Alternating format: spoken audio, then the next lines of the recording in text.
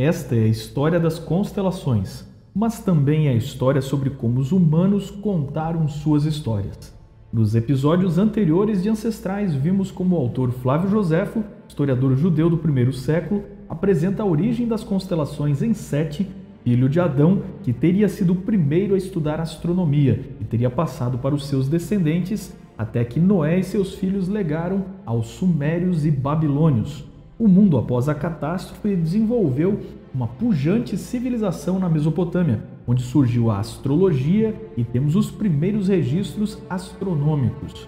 Será que somos capazes de reconhecer os primeiros 11 capítulos de Gênesis nos mitos astronômicos refletidos nas constelações? Mas lembre que para entender este vídeo é necessário ter assistido o vídeo anterior da série Ancestrais, que explica, por exemplo, como surgiram as constelações, como surgiram os astrólogos e por que a Bíblia não pode ter sido copiada destes mitos. Então assista o episódio anterior que você encontra nos links e bibliografias nas descrições aqui deste vídeo.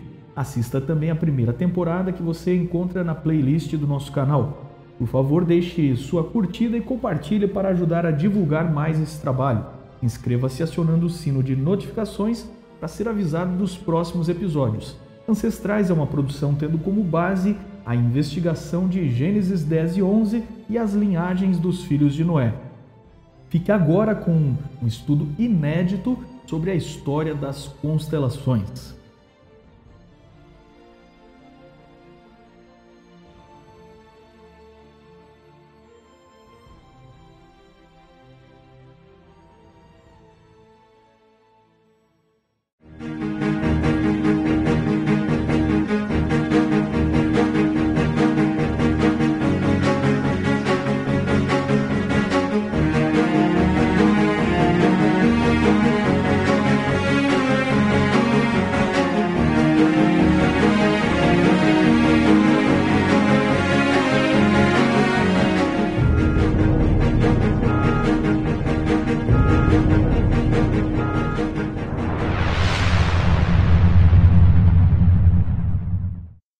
Se você quisesse contar uma história que fosse reconhecível em qualquer época e vista em qualquer lugar do mundo e nunca pudesse ser apagada, como contaria esta história? Os antigos contaram a história deles nas estrelas, e em qualquer época, em qualquer noite, de qualquer lugar, cada pai seria capaz de ilustrar e repetir a mesma história para os seus filhos. Mas que história era essa? Judeus citaram constelações em lugares como o livro de Jó e o profeta Amós. O que faremos a seguir é tentar comparar a história de Gênesis 1 a 11 com os mitos da Suméria, Babilônia, Egito e Grécia e ver como as primeiras constelações poderiam guardar uma memória oculta da história bíblica.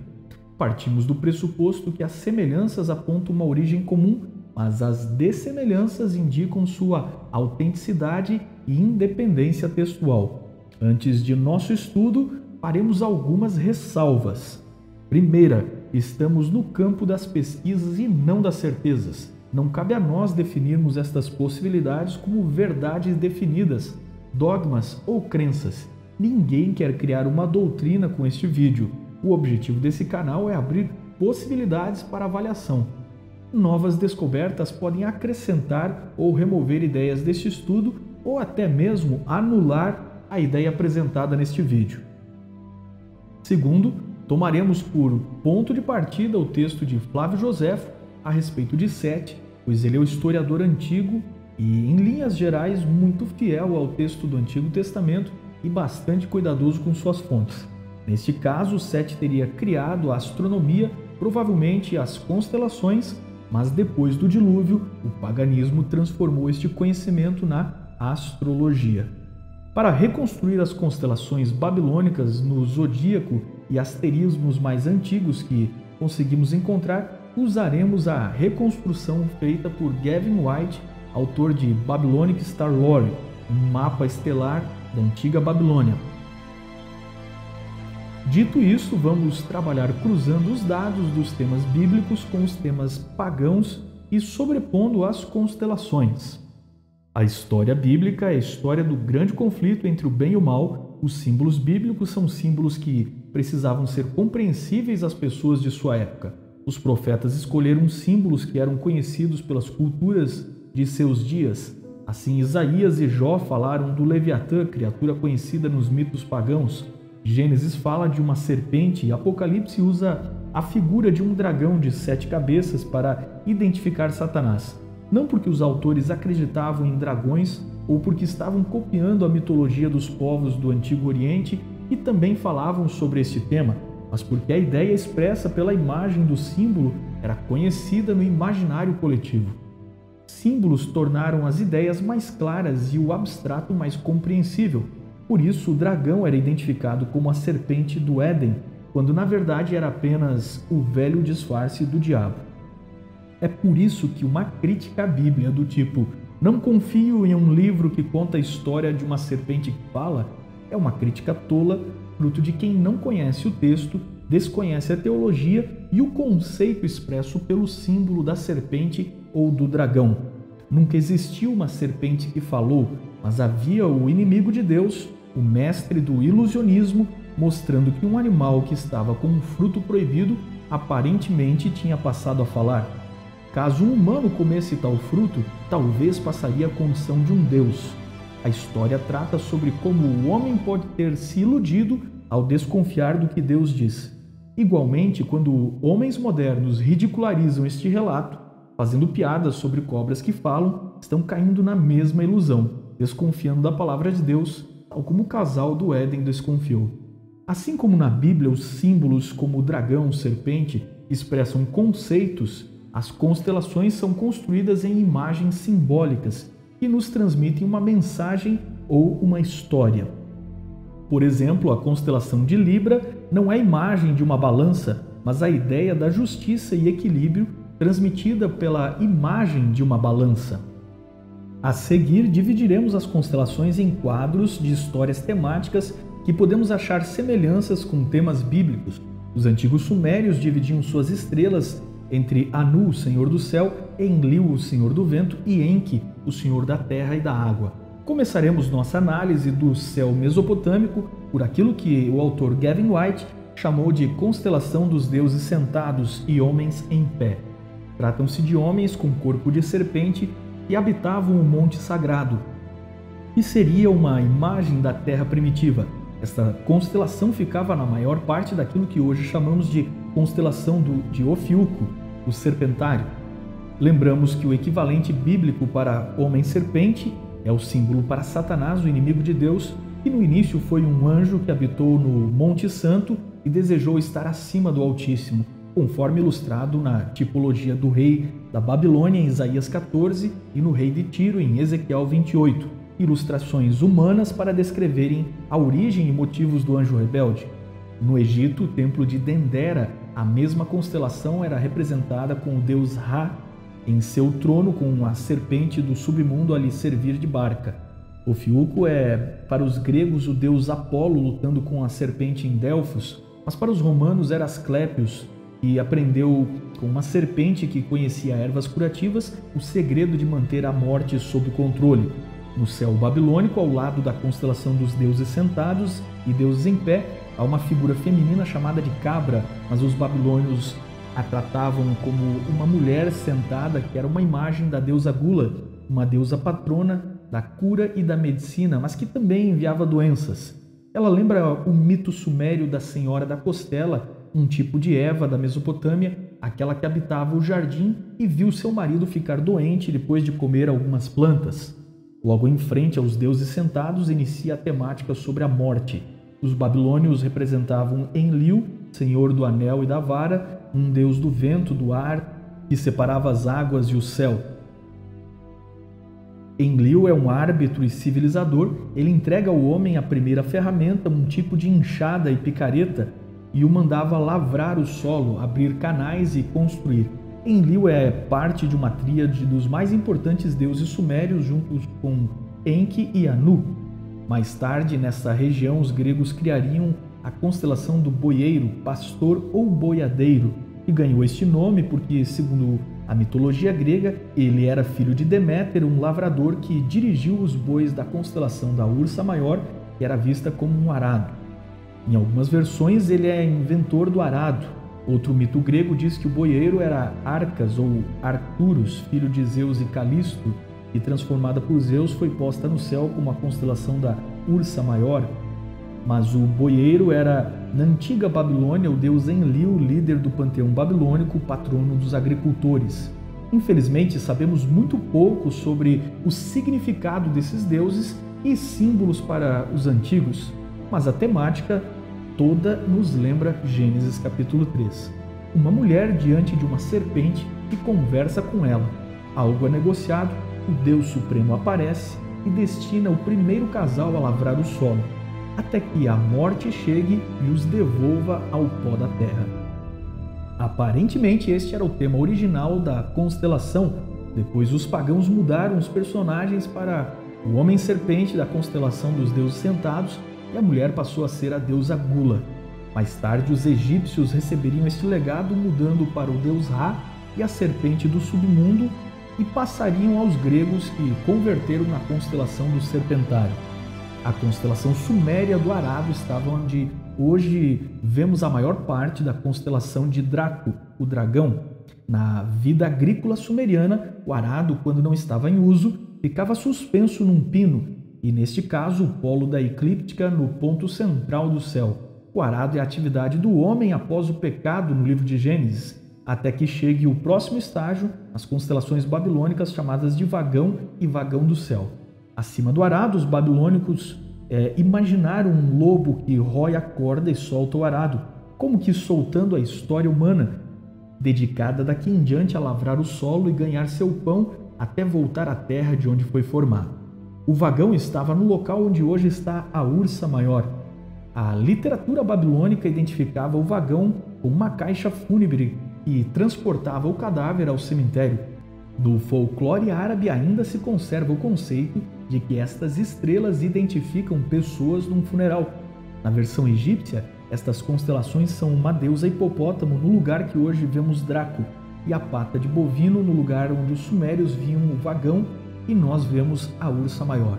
O hipopótamo na mitologia egípcia era o símbolo das forças do caos, mas na forma feminina, uma deusa materna conhecida como Taweret, às vezes associada com o deus crocodilo Sobek, mas muito comum na astronomia, vista sempre perto da pata dianteira desmembrada de um touro, representando o deus do caos, Set. Nesta versão, comentada em textos da 20ª dinastia, Taweret é a forma da deusa mãe Ísis e está relacionada ao inimigo e senhor do caos. E se os pagãos contaram as histórias do Éden na sua própria versão? Sete era da linhagem de Adão, o substituto de Abel, que foi morto por Caim, mas no mito egípcio ele era o vilão de seu irmão Osíris e foi morto. Na Grécia, as mesmas constelações eram Draco, a constelação Ladon, a serpente do jardim das Hespérides, e guardavam os frutos dourados, um dos últimos trabalhos de Hércules na terra dos imortais. Mito que nos lembra o jardim do Éden e os frutos das duas árvores do jardim, a árvore da vida e a árvore da tentação. Outras vezes é Tifon, o monstro inimigo de Zeus, algo que nos lembra a profecia de Gênesis 3,15, onde Deus, pelo Messias, destruiria o poder da serpente, o diabo. E para completar o quadro, voltando à versão babilônica, atrás de Enlil e ao lado dos deuses sentados, temos as constelações de Escorpião e Libra, que pouco mudaram desde aquela época. Para eles, Libra estava associada à justiça do deus Shamash e estava nas pinças do escorpião, e com seu ferrão inflige dor e justiça. Escorpião é nos mitos de Gilgamesh, o guardião das terras dos imortais e do nascer do sol. Em outras palavras, a justiça impede os mortais de viverem na terra dos imortais. Na Bíblia, a justiça impedia que o homem continuasse comendo do fruto da árvore da vida e sendo imortal. E a condenação do pecado foi dor, doença e morte. Escorpião e Libra são um tema que permaneceu comum nas constelações de Babilônia, Egito e Grécia, como um símbolo do julgamento e da morte em decorrência da justiça. Os babilônicos chamavam Libra de Mu-Zibanu, as escalas, as bandejas ou o equilíbrio. Escorpião era Mu-Girtab, a criatura com uma picada ardente. Ele está atrelado ao mito de Órion na Grécia, onde o caçador envolve-se com Ártemis, a deusa da caça, que envia o escorpião para picar Órion. Depois de mortos, ambos são postos no céu em lados opostos. O conjunto de constelações onde hoje estão Ofiuco, Escorpião, Libra, Draco e Hércules podem ter representado a antiga história da árvore do conhecimento do bem e do mal, da tentação e queda de Adão e Eva. Deus encontra Adão e Eva e lhes anuncia o que disse em Gênesis 3, que Adão lavraria o solo até que voltasse ao pó e que Eva seria a mãe da humanidade. Fazendo justiça de acordo com a lei, o salário do pecado seria a morte e eles não poderiam mais tomar da árvore da vida. Ainda não falamos sobre a constelação de Hércules, bem em frente ao Serpentário, mas que sempre foi um mistério. Aratus, um poeta grego do segundo século a.C., foi o primeiro a mencionar a constelação de Hércules. Ele a descreve como um homem que se esforça numa tarefa, mas cuja identidade e tarefa são ignoradas e simplesmente o chamam de joelhos ou o ajoelhado. Em seu pé direito está a cabeça do dragão, como que condenado a rastejar e lhe ferir o calcanhar, e ele está de mãos erguidas clamando. Bem tardiamente, essas estrelas foram identificadas como Hércules, clamando a Zeus. Mas até hoje, em sua representação, ele carrega em sua mão um ramo de frutos, bem em frente à constelação do Serpentário, que vimos que na versão de Sete, o primeiro astrônomo monoteísta, poderia ter sido uma referência à serpente na árvore do conhecimento do bem e do mal. Seria possível que todo este quadro originalmente representasse a história retratada em Gênesis 3, o quadro da tentação, a expulsão do Éden, a justiça de Deus, a promessa do Messias? Seria a sentença de que o homem lavraria o solo para se sustentar até que viesse a morte e ele voltasse ao pó? Será que eram estas as ideias originais por trás destas constelações? As possibilidades permanecem abertas e sob estudo. Deixaremos você decidir, mas vamos rever o que podemos aprender em Gênesis 3 e a história da tentação e queda. O comer um fruto proibido também tem sido alvo de piadas por parte dos céticos. Porém, lamentavelmente, o debate rouba a oportunidade de refletir na significativa mensagem contida neste conceito. Quando Deus fez o homem, ele o fez governador sobre a terra e todas as criaturas viventes. A natureza seria perfeita e estaria sob sua sujeição. Quando, porém, se rebelou contra a lei de Deus, as criaturas inferiores ficaram em rebelião contra o seu domínio. Assim o Senhor, em sua grande misericórdia, mostraria aos homens a santidade de sua lei e os levaria por sua própria experiência da natureza se voltando contra os homens a ver o perigo de pôr de lado, mesmo no mínimo grau, a lei de Deus.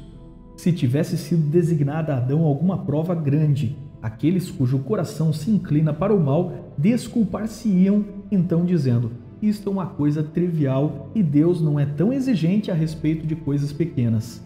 E haveria contínua transgressão em coisas consideradas pequenas, as quais ficam sem reprovação humana. O Senhor, porém, tornou conhecido de que o pecado, em qualquer grau, é ofensivo para ele.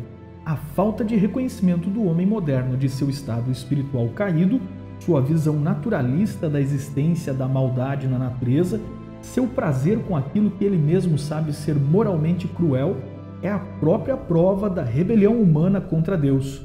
O homem não sente-se feliz até que resolva suas próprias condições interiores. Mais do que comer um fruto proibido, o real sentido dessa história é que estava em jogo duvidar ou confiar no caráter e bondade de Deus. Estava em jogo dominar desejos irrefletidos.